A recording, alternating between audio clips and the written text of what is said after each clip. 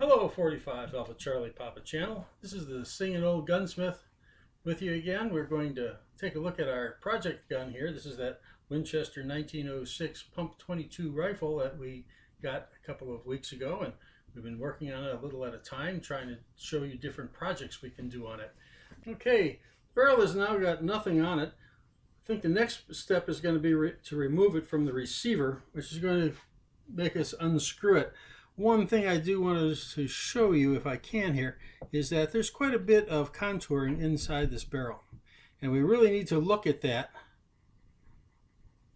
And you can see there's some cuts made and feeding ramp, and that's all going to have to be taken into consideration when we reline it.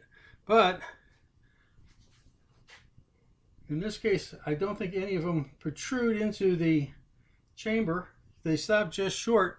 So we shouldn't really have a problem. We should be able to clean that up pretty well afterwards. This is really going a little further than I had ever anticipated going with you on a introduction to gunsmithing video. However, this is something eventually you're going to run into, and you might as well know it. I'll show you at least what you're getting into when you start having to pull barrels. It is not a fun thing. It's not really for the amateur. It's something that's a bit more advanced than I really intended to go, or you probably want to go. But nonetheless, one of the things we're going to do is we're going to have to try and unscrew this receiver from the barrel.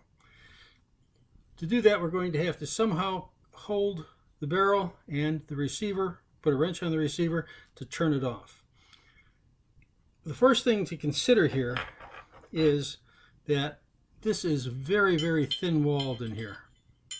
Okay, you can see that it wouldn't take a lot of pressure for me to crush that, bend it, and then we're out of business. Or we'll spend a lot of time playing with it, trying to straighten it.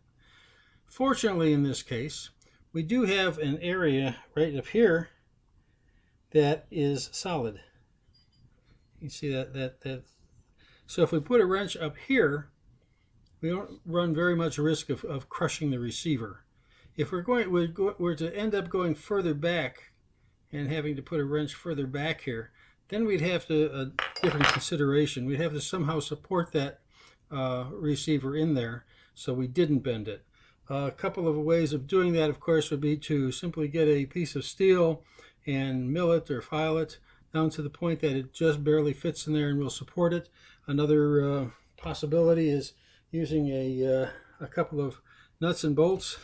Put that nut and bolt in there. We take and what would normally be loosening that nut to push it up against the side of the receiver and force the other end of the bolt down to support that. You don't want to put so much pressure on it. You bend it, obviously, but you want to support it snugly. That way we can buy some more space to put our wrench on. Now the wrench I'm going to use here is a simple flat wrench that I made in gunsmithing school many years ago when we were still, making matchlocks.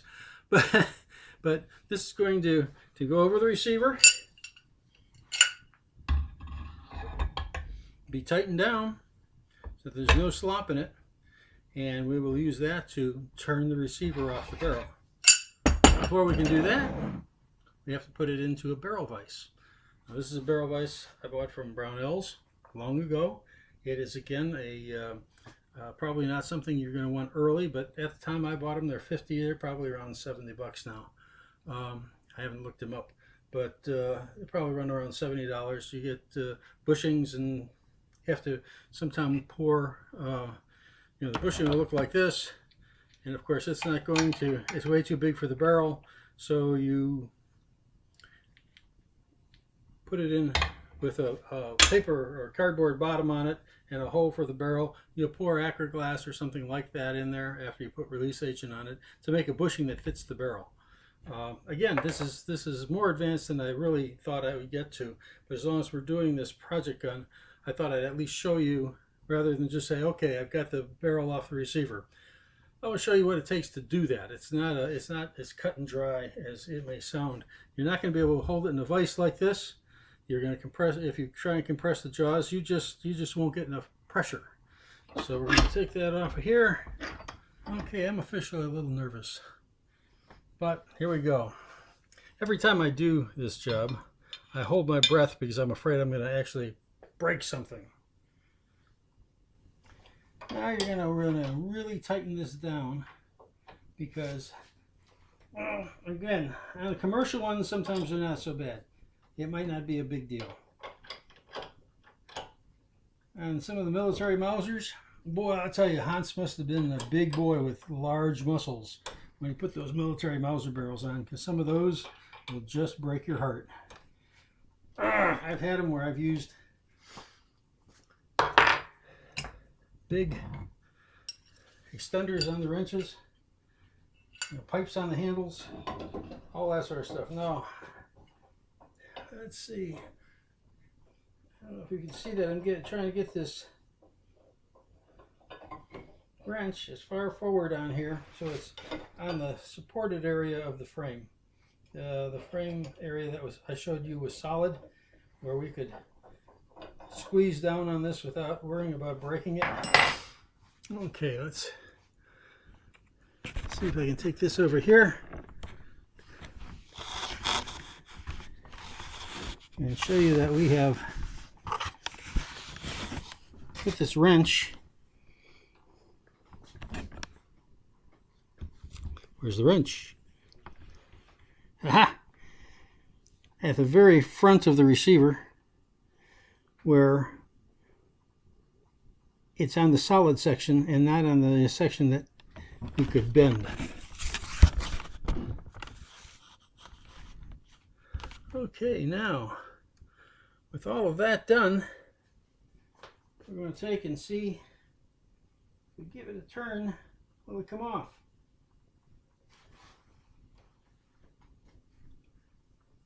Nope, it's turning in the vise. So this one's on substantially tighter than some of the commercial ones. Yeah, let's see if we can try that again. There it is.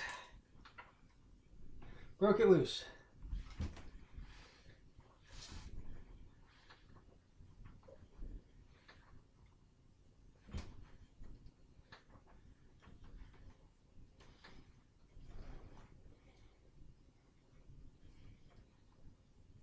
That wasn't too bad. I didn't have to get a pipe to put on the end of that action wrench handle. Okay. And there we can see it even better. You can see where the wrench, where I put the wrench on the section that was solid and not into the section that I was worried about bending it. Put that aside.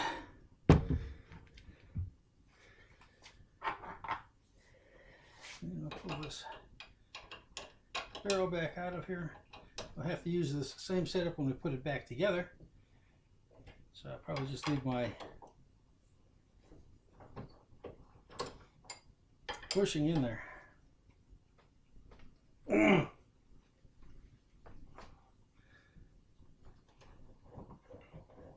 Anytime we pull a barrel and don't have to use an extension, that's a good day. And now you know why we had to pull everything off the barrel, all the furniture off the barrel, before we could pull it. When all the sights and the who do you call them whatchamajiggers? The sight, we didn't want the sights and the pipes that hold the magazine on there. There we are. And now we've got the barrel off of the receiver. So now we're able to do the next step, which will be to put the liner in the barrel.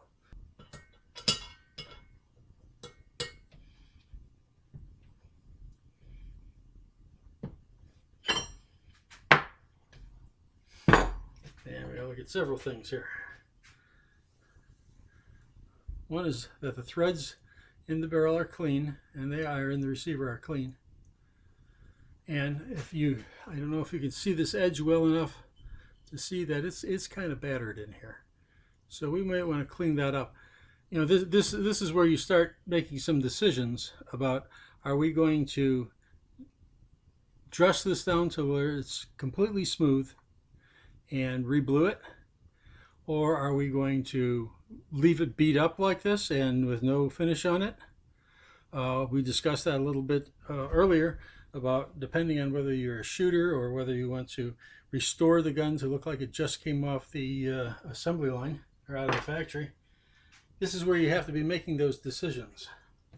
On the barrel itself, with no rifling, and you can kind of see the complexity of the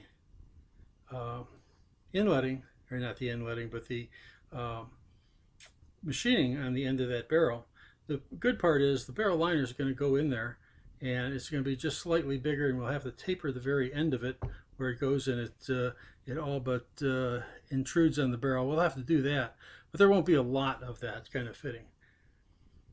So the next thing is to drill out the barrel and put the liner in. I think we'll save that to next time, because with the snowstorm we have out here, the liner hasn't shown up. It was supposed to be here yesterday. I've ordered it from Brownells. It should have been here, but I guess we're going to have to stop here, and we'll start again tomorrow, and maybe we'll make that a whole separate section. But now at least you know how the barrel is taken off the receiver, and we've warned you a little bit about things to look for, and that is a job you probably don't want to take on too early in your career. Until then, until the next time, I think I'm going to sign off, and I'm going to tell you that Wildcat Kelly was looking mighty pale, standing at the sheriff's side. And when that sheriff said, "I'm sending you to jail," Wildcat hung his head and cried, "Oh, give me land, lots of land under starry skies above. Don't fence me in." This is the old Gunsmith saying so long. Happy trails.